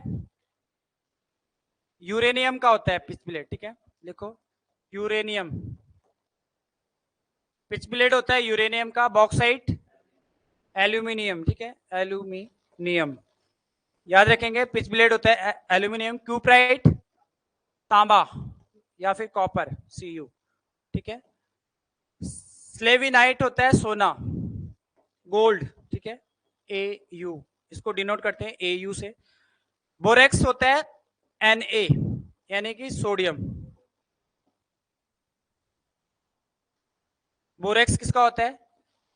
सोडियम का होता है। ठीक है, ये आपका साइंस में भी या जनरल साइंस में भी आते हैं क्वेश्चन, और नॉर्मली आपका ज्योग्राफी में भी इसको पूछा जाता है कि कौन किसका और है। ठीक है, तो याद रखेंगे, अगली बार इंपॉर्टेंट है, ये याद करना है आपको। अगली बार मैं यहाँ से क्वेश्चन बनाऊंगा। ठीक है, मेरा मकसद है, देखो पढ़ना ही इंपॉर्टेंट नहीं होता है, पेपर देना ही इंपॉर्टेंट नहीं है। मेरे हर एक कोशिश रहती है कि आपको याद भी होना चाहिए, जब याद होगा तभी तो पेपर निकलेगा। तो हर एक चीज को इस तरह से आपको दिया जाता है। देखो आपको ना एक जगह पे चीजें मिल रही है, मतलब आपको एक पक पकाया चीजें एक जगह पे मिल रही है। आप बुक ढूंढेंगे तो बहुत सारी बुकों में, कई बुकों में मिलेगा भी नहीं। अगर आपको चीजों को एक जगह पे लिखाया जाता है तो उसको अच्छे से ग्रैब करिए और अच्छे से उस चीज को पढ़िए। हर एक क्वेश्चन इंपॉर्टेंट है, हर एक चीज को ये समझो कि इंपॉर्टेंट है, पेपर में आने वाला है, और ये आते हैं पेपर में। अपना एक्सपीरियंस के हिसाब से आपको कराया जा रहा है, हर एक चीज आपको देख भी रहे होंगे पेपर का लेवल हमारा क्या है, जीएस का पार्ट कितना सही चीज को डाली जा रही है। बहुत फायदा आपको मिलेगा, इतना मैं आपको बता रहा हूँ, अगर आपको चीजों को ढंग से पढ़ते हो। क्वेश्चन पेपर आएगा 90% आपका पढ़ा हुआ आएगा, इतना मैं गारंटी के साथ बोल सकता हूँ। गलतियां आपको कम से कम करनी है, वो कहाँ सीखने को मिलती है, प्रैक्टिस में, वही हम सीखते हैं। ईमानदारी से पेपर दो। बहुत सारे बच्चे में क्या करते हैं, बहुत सारे बच्चे बीच बीच में पेपर में बातें कर रहे होते हैं, या फिर कई बार फोन में लगे होते हैं, वो अपना नुकसान कर रहे हैं। आपको 1.5 घंटे तो आप पूरा फोकस पेपर में दे दीजिए। आपको देखना है कितना आ रहा है, मुझे पूरा फोकस करो, अच्छे से दो। 1.5 घंटे पूरा टाइम का पूरा सदुपयोग करो। कुछ बच्चे 1 घंटे में पेपर छोड़ के चले जाते हैं।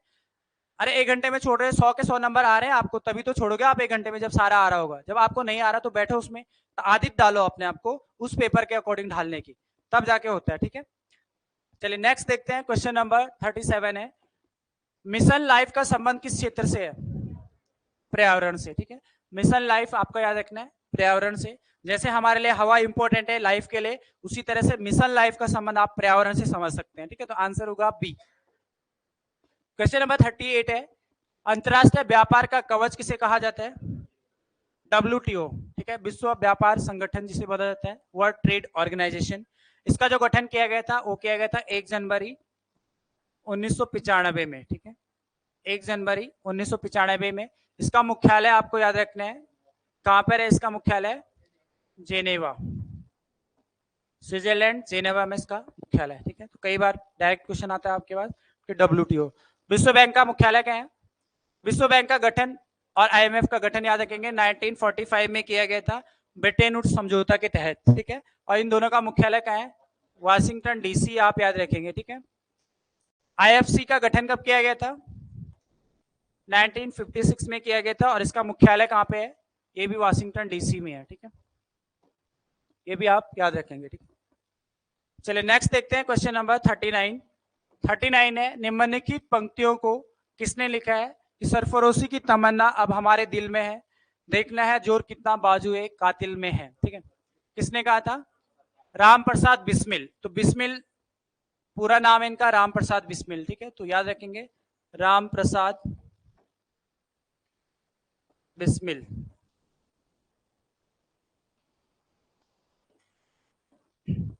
आंसर होगा ए। ठीक है, नेक्स्ट देखते हैं। क्वेश्चन नंबर 40 है, भारत का दक्षिणतम बिंदु इंदिरा पॉइंट कितने डिग्री अक्षांश में स्थित है? कितने डिग्री? 6 degree 45 minute. इसका आंसर होगा आपका सी। ठीक है, अच्छा ये बताओ भारत का अक्षांशीय विस्तार कितना है? ये तो आपको गांठ बांध के याद रखना ही रखना है, भारत का अक्षांशीय विस्तार और देशांतरीय विस्तार। अक्षांशीय विस्तार आप याद रखेंगे 8 डिग्री 4 मिनट से लेकर 37 डिग्री, हाँ 6 मिनट। जबकि देशांतरीय विस्तार आपको याद रखना है 68 डिग्री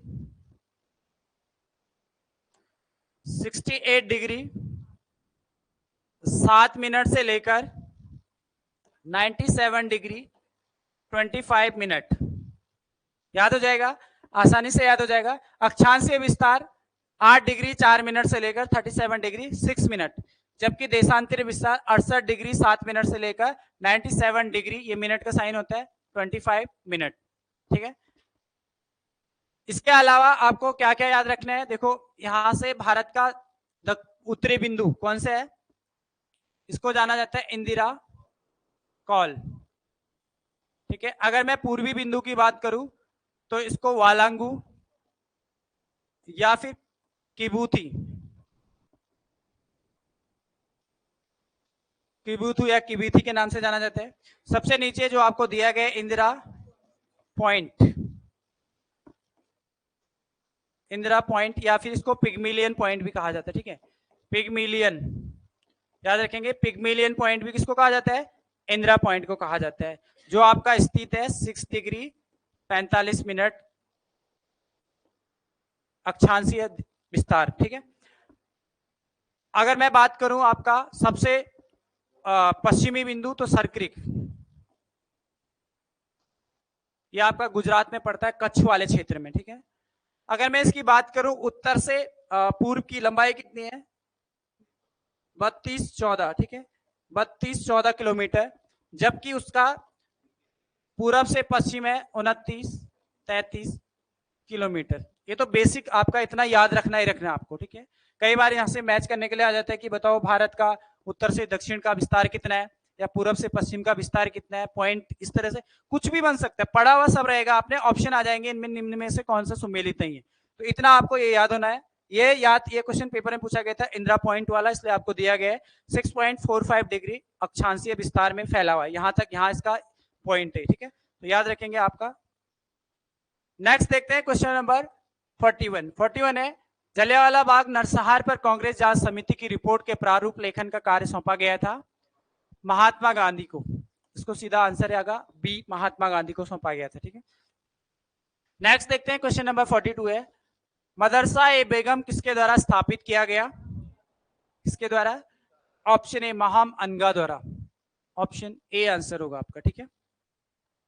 नेक्स्ट देखते हैं क्वेश्चन नंबर 43 क्या है, 43 है, निम्नलिखित में कौन सा युग्म असत्य है, कौन सा गलत है, बी। याद रखेंगे, मोती मस्जिद आगरा किसने बनाई, शाहजहां ने बनाई थी, ठीक है, याद रखेंगे, शाहजहां ने बनाई थी, शाहजहां ने बनाई थी, जबकि औरंगजेब ने कहां की बनाई थी, दिल्ली की मोती मस्जिद, दिल्ली की मोती मस्जिद, ठीक है, तो दिल्ली की मोती मस्जिद बनाई थी औरंगजेब ने, जबकि आगरा की मोती मस्जिद का निर्माण किया था शाहजहां ने, ठीक है, तो आंसर होगा इसका बी।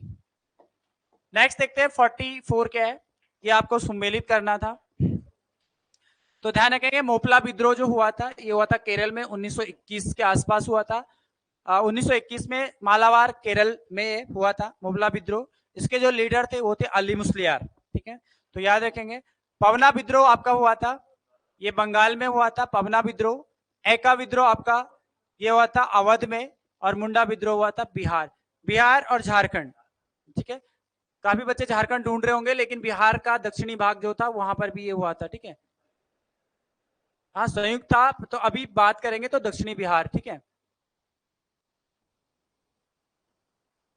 इसके जो लीडर थे वो थे बिरसा मुंडा, ठीक है, बिरसा मुंडा इसका नेतृत्व कर रहे थे,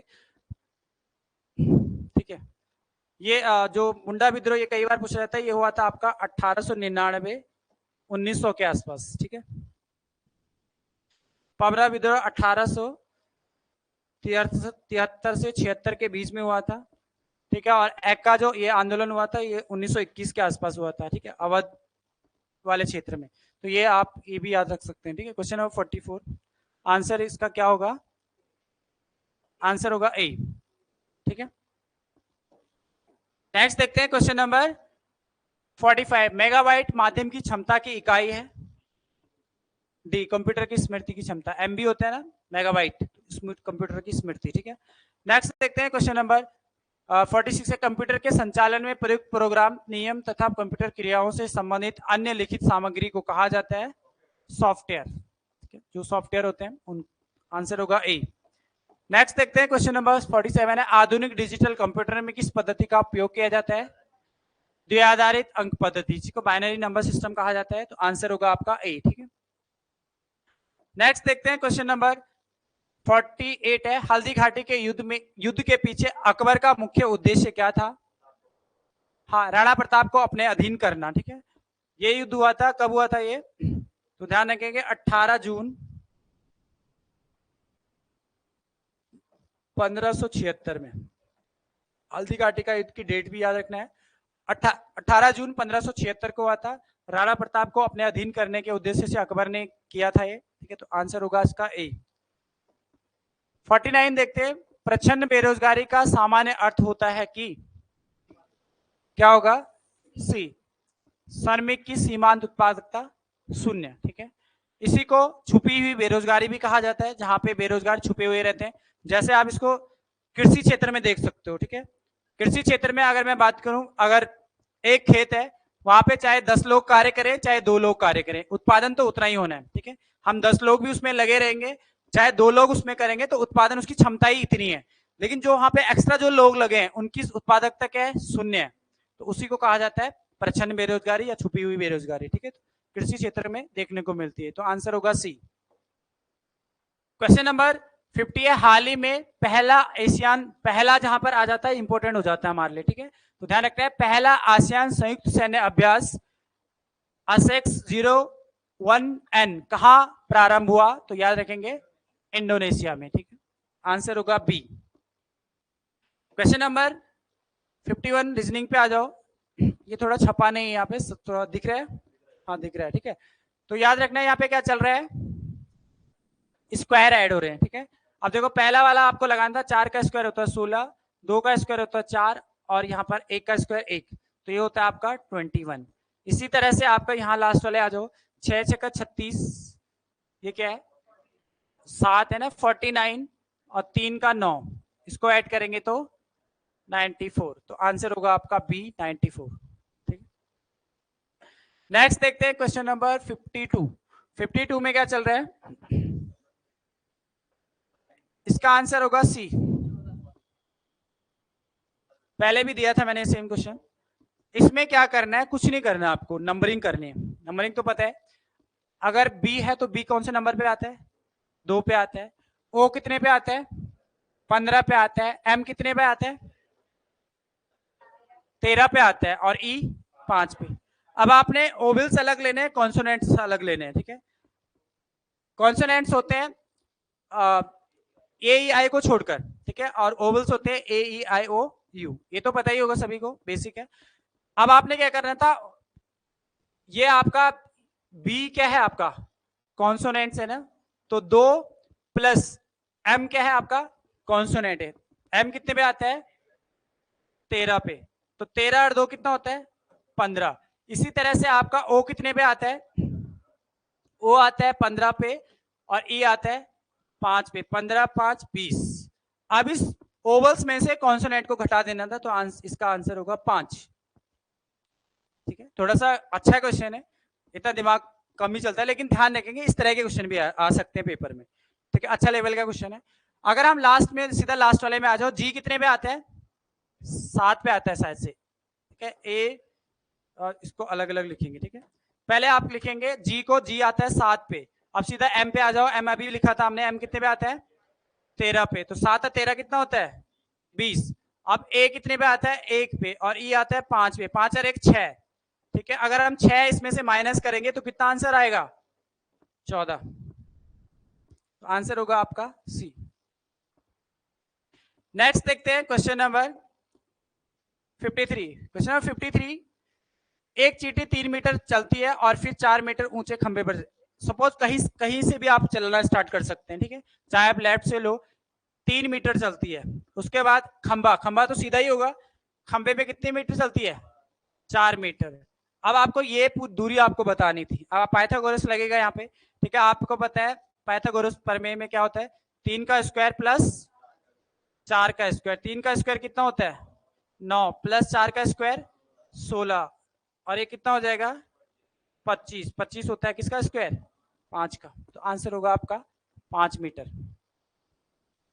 नेक्स्ट देखते हैं क्वेश्चन नंबर 54। क्वेश्चन नंबर 54 है, इसका आंसर निकाल दिया होगा आप लोगों ने, आ गया था 10-15, बताना तो नहीं है किसी को, मेरे को तो लग रहा है नहीं जरूरत होगी इसकी बताने की, तो सभी को बताओगे 10-15 आंसर है किसका, ठीक है, सीधा निकल जाएगा। नेक्स्ट देखते हैं, ठीक है। क्वेश्चन नंबर 55 है, ये कर दिया था आपने सॉल्व 16, हाँ बोर्ड मास लगाना था यहाँ पर, ठीक है, जिसने नहीं किया देख लो। देखो 62 डिवाइडेड का अर्थ क्या है प्लस है, ठीक है, उसके बाद 8 माइनस का अर्थ क्या है भाग है, तो भाग देने के बाद 4, उसके बाद गुणा का अर्थ है माइनस, माइनस कितना होगा 12, और प्लस का अर्थ क्या है गुणा, ठीक है, गुणा 4। अब इसको सॉल्व करना था बोर्ड मास, सभी को पता है ना बोर्ड मास वाला फॉर्मूला। बोर्ड मास मतलब सबसे पहले ब्रैकेट ऑफ होगा, ठीक है, सॉल्व होगा। तो यहाँ पे देखते हैं सबसे पहले कौन सॉल्व होगा, डिवाइडेड, ठीक है, तो 62 प्लस कितना हो जाएगा 2 हो जाएगा यहाँ पे, ठीक है, 4 का भाग 8 में देखो तो 2 आएगा, फिर माइनस इसको सॉल्व करेंगे तो कितना हो जाएगा 48, ये सॉल्व होगा उसके बाद, ठीक है। उसके बाद 16 और 2 कितना होता है? अच्छा 62 था ये। 62 और 2 कितना होता है? 64 माइनस 48। माइनस सबसे लास्ट में होता है, सब्सट्रैक्ट सबसे लास्ट में होता है, ठीक है। तो कितना आ रहा है आपका? 16। आंसर होगा 16। नेक्स्ट देखते हैं क्वेश्चन नंबर 56। आगे था ये। बस कुछ नहीं करना आपको, डी आंसर होगा इसका। कोड को कोड से लिख लेना, ठीक है। तो यहाँ पे एच है, एच का कोड क्या है? यहाँ पे एच है, एच का कोड है स्टार। उसके बाद दूसरा है आपके पास ए का कोड क्या है? ए का कोड है 9। उसके बाद है एन, एन का कोड क्या है आपका? 7। फिर उसके बाद है के का कोड क्या है आपका? डॉलर। इनमें से कहीं आपको ये दिख रहा है? नहीं दिख रहा है, इसका आंसर होगा इनमें से कोई नहीं, आंसर होगा डी। नेक्स्ट देखते हैं क्वेश्चन नंबर, विषम आपको बताना था, तो कौन सा होगा? बी। देखो यहां पे क्या चल रहा है? 4 3 7 नहीं, अच्छा ऐसे भी हो रहा है, ऐसे भी हो रहा है। इसके अलावा देखो मैं बताता हूँ, स्क्वायर देखो 34 माइनस 3 कितना होता है?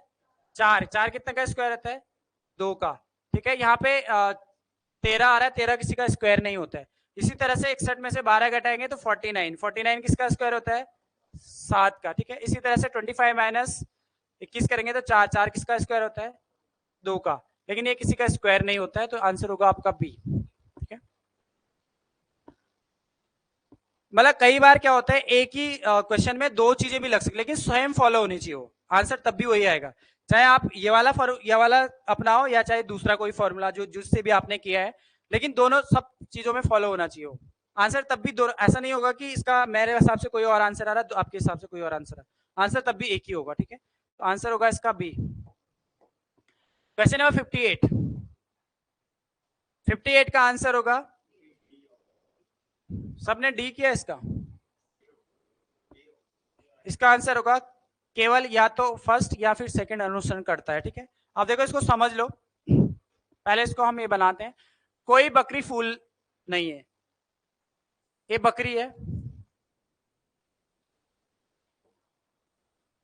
सॉरी सबसे पहला पहला क्या है? पहला स्टेप ये है पक्षी। सभी पक्षी क्या है? बकरी है, ठीक है। कोई बकरी फूल नहीं है, अब ये बकरी है तो यहां पे बनाओ आप, कोई बकरी फूल नहीं है, ठीक है। कुछ फूल पर्वत है, कुछ फूल क्या है? पर्वत है। और कुछ पर्वत क्या है? जाल है। कुछ पर्वत क्या है? जाल है, ठीक है। इतना कर दिया। अब हम क्वेश्चन पढ़ेंगे, ये पढ़ेंगे निष्कर्ष। कुछ जाल बकरियां हैं, क्या कुछ जाल बकरियां हैं? नहीं है। कोई जाल बकरी नहीं है,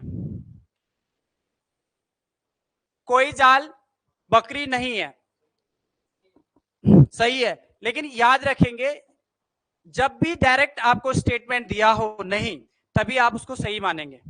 अगर आपके पास स्टेटमेंट सही नहीं है, दोनों चीजें सेम है, कुछ जाल बकरी है, कोई जाल बकरी नहीं है, कुछ जाल बकरियां है, ये भी गलत है, कुछ जाल बकरियां नहीं, ये भी स्टेटमेंट गलत है। गलत क्यों है? अब देखो, जैसे मैंने आपको बोला कि 2024 में बीजेपी की सरकार आएगी, दूसरे व्यक्ति ने बोला 2024 में बीजेपी की सरकार नहीं आएगी, तो पॉसिबिलिटी है ना कि या तो आएगी या फिर नहीं आएगी, ठीक है। जहां पे दो नेगेटिव स्टेटमेंट साथ में होते हैं, तो वहां पे हमेशा, अगर आपको डायरेक्ट स्टेटमेंट दिया है कि नहीं है, तब उसको सही मानेंगे आप, ठीक है। तो यहाँ पे स्टेटमेंट गलत हो जाता है, इसलिए आंसर होगा नाइदर नॉर, यानी कि केवल या तो फर्स्ट सही होगा या अनुसरण सेकंड सही कर रहा है, ठीक है।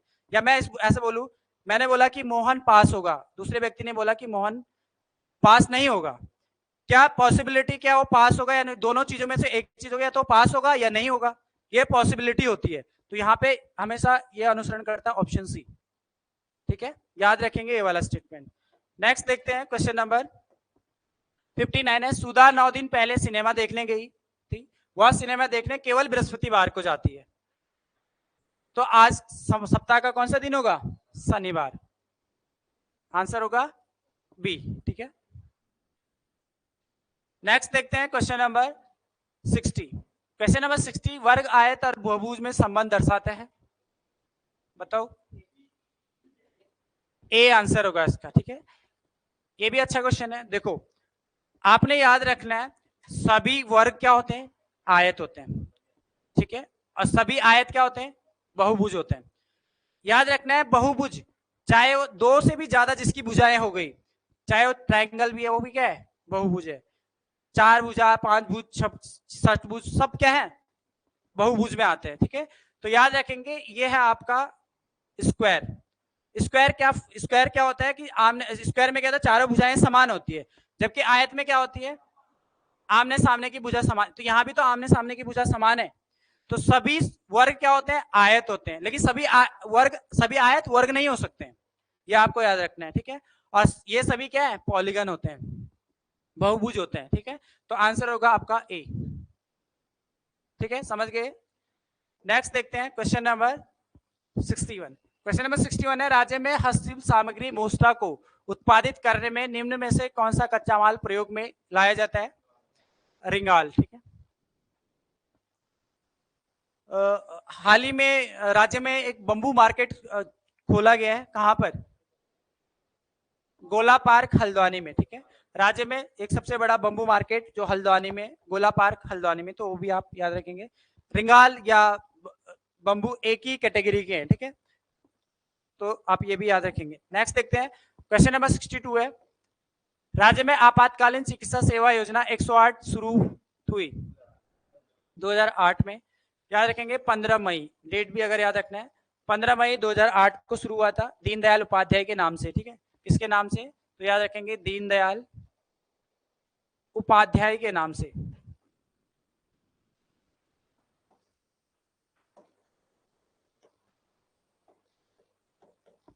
अटल आयुष्मान योजना कब शुरू हुई राज्य में, 2018, ठीक है, 25 दिसंबर 2018 को अटल आयुष्मान योजना, ठीक है। 25 दिसंबर को अटल बिहारी वाजपेयी का जन्म दिवस आता है, इसको हम सुशासन दिवस के रूप में मनाते हैं, ठीक है। और इसी दिन, इसीलिए उसको अटल नाम दिया गया। 25 दिसंबर 2018 को उत्तराखंड में अटल आयुष्मान योजना, ठीक है, अटल आयुष्मान, याद रखेंगे इसको, ठीक है। चलिए नेक्स्ट देखते हैं क्वेश्चन नंबर 63 है, वंदे मातरम का कुमाऊनी में अनुवाद किसने किया, हरिराम त्रिपाठी ने। कब किया, 1906 में, याद रखेंगे 1906। नेक्स्ट देखते हैं क्वेश्चन नंबर है आपका 64, ठीक है। पहला अधिवेशन कहाँ हुआ था, सभी को पता है, अल्मोड़ा, किसने अध्यक्षता करी थी, जयदत्त जोशी ने। दूसरा अधिवेशन हुआ था आपका हल्द्वानी में, किसने अध्यक्षता करी थी, तारादत्त गहरोला ने, ठीक है, अध्यक्ष भी आप याद रखने। तीसरा अधिवेशन कोटद्वार में होता है, बद्रीदत्त जोशी ने, ठीक है। चौथा अधिवेशन आप याद रखेंगे काशीपुर में, हरगोविंद पंत, ठीक है। इस क्रम में आंसर होगा आपका पहले का दूसरा, बी आंसर होगा, ठीक है। नेक्स्ट देखते हैं क्वेश्चन नंबर 65, जोशियाड़ से धरासू तक परियोजना हेतु जल ले जाने के लिए निर्मित 16 किलोमीटर लंबी जो सुरंग बनाई गई है वो किस नदी पर है, भागीरथी नदी पर, आंसर होगा बी, ठीक है। अच्छा ये बताओ सप्तेश्वर परियोजना किस नदी किस जिले में है, पिथौरागढ़। सप्तेश्वर परियोजना पिथौरागढ़ ही था, ठीक है, ध्यान रखेंगे। सप्तेश्वर जो परियोजना है वो आपका पिथौरागढ़ में स्थित है, जबकि सप्तेश्वर मंदिर समूह वो चंपावत में, लिख लो एक जगह पे दोनों को, सप्तेश्वर मंदिर समूह है चंपावत में, जबकि सप्तेश्वर परियोजना है आपकी पिथौरागढ़ में,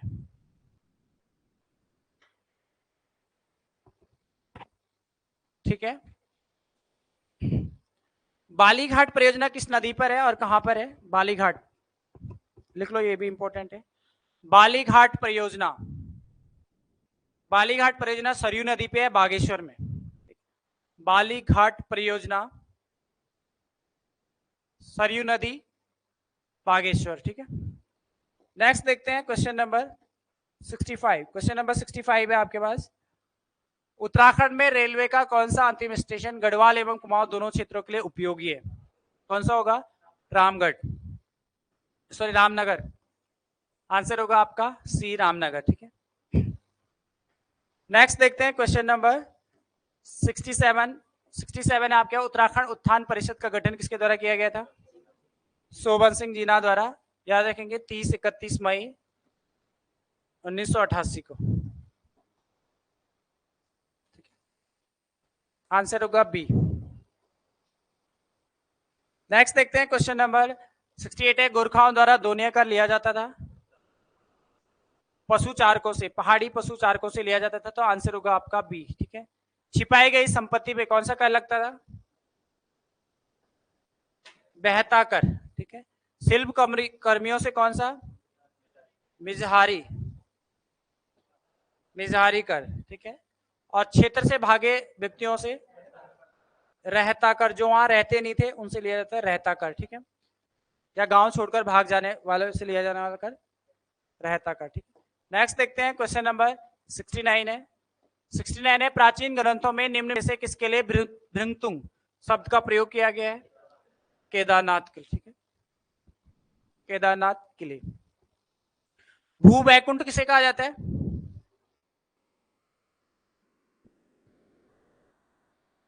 या फूलों की घाटी? अब बैकुंठ दो, एक है बैकुंठ, एक है भू वैकुंठ। फूलों की घाटी को क्या कहा जाता है? भू वैकुंठ। बैकुंठ कहा जाता है बद्रीनाथ को। ठीक है, दोनों ही अलग, ध्यान रखना है, थोड़ा सा कंफ्यूजन होता है इसमें। भू वैकुंठ फूलों की घाटी, क्योंकि फूल है वहां पे, उसको भू वैकुंठ कहा गया है। ठीक है, और वैकुंठ कहा जाता है बद्रीनाथ को। विशाला किसे कहा जाता है? विशाला, हाँ याद रखेंगे, विशाला भी बद्रीनाथ को। क्वेश्चन नंबर 70, किस चंद शासक के समय रेशम उत्पादन व रेशम वस्त्र बनाने का कार्य प्रारंभ किया गया था? इंद्रचंद। ठीक है, इंद्रचंद याद रखेंगे, इन्होंने ही एक पटरंग वाली प्रथा और एक रेशम कारखाना भी बनाया था। कहां पर बनाया था? चंपावत में। चंपावत में रेशम कारखाना बनाया था और पटरंग वाली प्रथा इन्होंने चलाई थी। ठीक है, जिसमें झूठी अफवाहें फैलाई जाती थी, झूठा बोलना। ठीक है, आंसर होगा इसका सी। क्वेश्चन नंबर 71 है, राज्य की थारू, बोक्सा, भोटिया व राजी को अनुसूचित जनजाति घोषित किया गया था 1967 में, 1967 में। ठीक है, आंसर होगा डी। नेक्स्ट देखते हैं क्वेश्चन नंबर 72, राज्य सबसे कम अनुसूचित जनजाति किस जिले में है? सबसे कम है आपका रुद्रप्रयाग में। ठीक है, सर्वाधिक कहां पे? उधम सिंह नगर में। ठीक है, याद रखेंगे सर्वाधिक आपका उधम सिंह नगर। ठीक है, परसेंटेज में भी कहां पर है सर्वाधिक? तो याद रखेंगे परसेंटेज भी अगर आ गया आपके पास तो परसेंटेज में भी उधम सिंह नगर में सर्वाधिक है, लेकिन सबसे कम का है, परसेंटेज कम है आपका टिहरी, टिहरी में। ठीक है, तो याद रखेंगे सबसे कम परसेंट टिहरी में। नेक्स्ट देखते हैं क्वेश्चन नंबर 73, उत्कंठिता नायिका चित्र किस चित्रकार द्वारा बनाया गया? मौला राम द्वारा। ठीक है, तो आंसर होगा आपका सी। इसके अलावा आप याद रखेंगे दंपति नामक चित्र भी किसने बनाया है? मौला राम ने। ठीक है, दंपति। इसके अलावा याद रखेंगे हिंडोला, हिंडोला हो गया, हिंडोला मस्तानी इसका पूरा नाम है, हिंदुस्तान हिंडोला मस्तानी। चंद्रमुखी, गणिका तो नाटक है उनका। ठीक है, चंद्रमुखी, मयंक मुखी, मयंक मुखी, ये सारे चित्र किसके हैं? मौला राम के। ठीक है, दंपति में किसके चित्र है? प्रद्युमन शाह और उनकी रानी के चित्र। ठीक है, दंपति नामक चित्र। ठीक है, नेक्स्ट देखते हैं क्वेश्चन नंबर 74 है, तुवेरा, बाजू और तिमली उत्तराखंड की किस जनजाति के लोकगीत हैं? तो ये है आंसर भोटिया, भोटिया जनजाति के। ठीक है, नेक्स्ट देखते हैं क्वेश्चन नंबर 75, खास अवसरों पर घरों के पूजा स्थल व देरी में बनाए जाने वाले चित्र को कहते हैं वसुधारा चित्र। ठीक है। थापा चित्र क्या है? थापा चित्र आपको याद रखना है, इसको मांगलिक अवसरों पर, ठीक है, गेहूं चावल के पीसने से, चावल के पीसे और रंगों के साथ मिलाने के बाद जो चित्र बनाए जाते हैं उनको थापा चित्र कहा जाता है। ठीक है, चावल पीसने के बाद उनसे रंग मिला के जो चित्र बनाए जाते हैं उसको थापा चित्र कहा जाता है। जूली मातृका चित्र, इसमें देवी चित्र, इसमें याद रखेंगे देवी देवताओं के चित्र बनाए जाते हैं। शुभ अवसर जैसे आपका जन्माष्टमी हो गया, दीपावली हो गया या दशहरा हो गया, उसमें देवी देवताओं के चित्र बनाए जाते हैं जूली मातृका चित्र के अंतर्गत। ठीक है, तो ये आप याद रखेंगे। चलिए नेक्स्ट देखते हैं क्वेश्चन नंबर 76। हस्तशिल्प व हथकरघा के विकास हेतु क्राफ्ट डिजाइन केंद्र, ठीक है, क्राफ्ट डिजाइन केंद्र कहां पे खोला गया है? तो काशीपुर में। आंसर होगा ए, काशीपुर उधम सिंह नगर में। नेक्स्ट देखते हैं क्वेश्चन नंबर 77 है, दूड़ा नृत्य गीत कहा जाता है? हाँ, इनमें से कोई नहीं होगा, डी। इसका अन्य नाम है बाजूबंद गीत। बाजूबंद गीत किस क्षेत्र में गाए जाते हैं? जौनपुर, जौनसार और जौनपुर। ठीक है, जौनपुर या जौनसार क्षेत्र। पेड़ों के नीचे बैठकर गाए जाने वाले गीत, ठीक है, इन्हीं को दूड़ा गीत या फिर बाजूबंद गीत भी कहा जाता है। ठीक, नेक्स्ट देखते हैं क्वेश्चन नंबर 78 है, विश्वेश्वर दत्त नौटियाल द्वारा घर जमे फिल्म कब निर्माण हुआ? इसका डी होगा 1985 में। ठीक है, 1985। याद रखेंगे। अभिनेता कौन थे इसके? अभिनेता याद रखेंगे बलराज नेगी। कौन थे? बलराज नेगी। अगर मैं अभिनेत्री की बात करूं तो अभिनेत्री थी इसकी शांति चतुर्वेदी।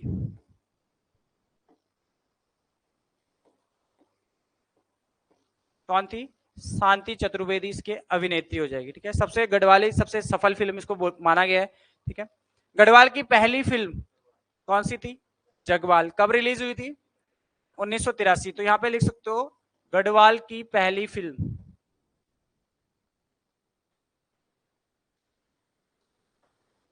गढ़वाल की पहली फिल्म जगवाल, ये रिलीज हुई थी 1983 में। ठीक है, कुमाऊनी बोली की पहली फिल्म कौन सी थी? मेघा। ठीक है, तो ये भी आप याद रखेंगे। क्वेश्चन नंबर 79 है, फसल काटने के अवसर में मनाया जाने वाला त्योहार है कलाई त्योहार। ठीक है, कलाई त्योहार आप याद रखेंगे फसल काटने के अवसर पर। भिरोली, इसमें याद रखेंगे संतान कल्याण के लिए, संतान कल्याण के लिए। आठू उत्सव कहां मनाया जाता है? याद रखेंगे पिथौरागढ़ में। ठीक है, इसमें याद रखेंगे गौरा माहेश्वरी की पूजा की जाती है। गौरा माहेश्वरी, गौरा माहेश्वरी की पूजा। ठीक है, सार या सारा, ये याद रखेंगे गढ़वाल क्षेत्र में। इसमें याद रखेंगे गढ़वाल क्षेत्र में नंदा देवी की, नंदा देवी की, नंदा देवी के दूतों की आराधना की जाती है।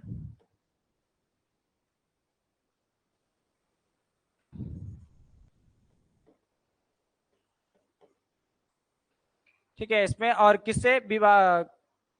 बीमारी से बचने के लिए। ठीक है, याद रखें गढ़वाल क्षेत्र में नंदा देवी के दूतों की आराधना की जाती है बीमारी से बचाने के लिए। ठीक है, तो कहां पर होता है? गढ़वाल क्षेत्र में सारा।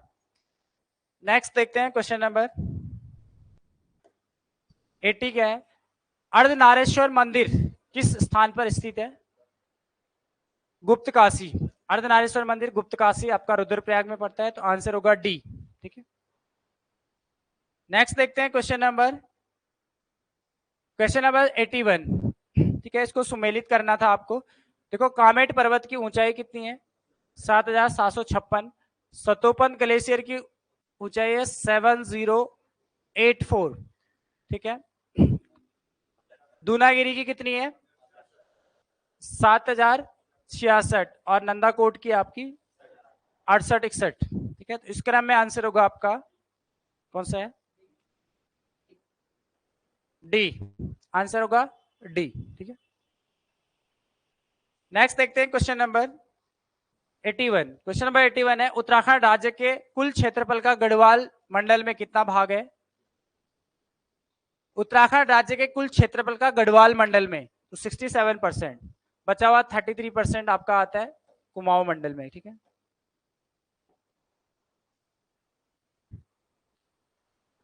नेक्स्ट देखते हैं क्वेश्चन नंबर 83। रताकोट बुग्याल किस जनपद में स्थित है? रताकोट चमोली में। घस्तोली बुग्याल कहाँ है? घस्तोली भी चमोली में। सूठिंग बुग्याल ये भी चमोली में है। ठीक है, कसनी खर्क कहाँ है? रुद्रप्रयाग। कसनी खर्क रुद्रप्रयाग। ठीक है, केदार खर्क उत्तरकाशी। खादू खर्क, खादू खर्क चमोली। ठीक है, बहुत सारे बुग्याल है वैसे तो। ठीक है, तो एक बार आप बुग्याल भी देख लेना। काफी टाइम से वैसे क्वेश्चन तो बने नहीं यहां से, पर फिर भी आपको देखना है। Question number 84। उत्तराखंड राज्य के साथ उत्तर प्रदेश का कितना जिला सीमा बनाते हैं? उत्तर प्रदेश की पूछ रहा है। ठीक है, तो उत्तर प्रदेश की 7 और उत्तराखंड के कितने जिले? 5। तो यहां पे लिखो उत्तराखंड के जिले। उत्तराखंड के 5 जिले याद रखेंगे। ठीक है, अच्छा ये बताओ, हिमाचल प्रदेश से उत्तराखंड के कितने जिला सीमा बनाते हैं? 2। यहां पे लिखो हिमाचल प्रदेश से उत्तराखंड के 2 जिले, 2 जिले। ठीक है, जबकि हिमाचल के कितने जिले? हिमाचल के उत्तराखंड से तो याद रखेंगे 3 जिले। ठीक है, उत्तराखंड हिमाचल के 3। ठीक है, ये भी याद रखना है। क्वेश्चन नंबर 85 है, उत्तरकाशी तिब्बत को जोड़ने वाले दर्रा कौन सा है? Option A. ठीक है, सांग चोकला, थांगला दर्रा, मोलिंगला, ये सब किसके बाद? उत्तरकाशी तिब्बत के बीच में। ठीक है, श्रीगढ़ दर्रा आप याद होगा आपको, उत्तरकाशी और हिमाचल प्रदेश के बीच में। सुंदर डूंगा आपका चमोली बागेश्वर। ठीक है, चमोली बागेश्वर। नेक्स्ट देखते हैं क्वेश्चन नंबर 86 है, राज्य में सबसे ज्यादा बाल लिंगानुपात वाला जिला है कौन सा है? अल्मोड़ा।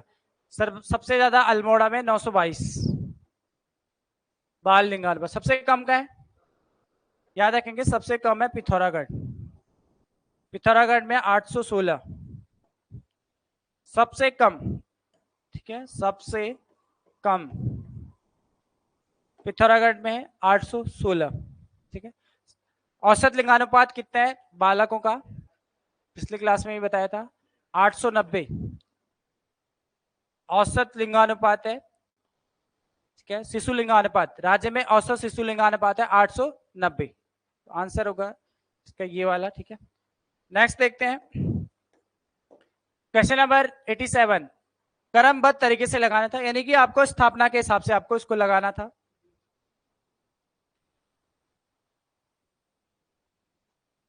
रिमोट कहां गया होगा?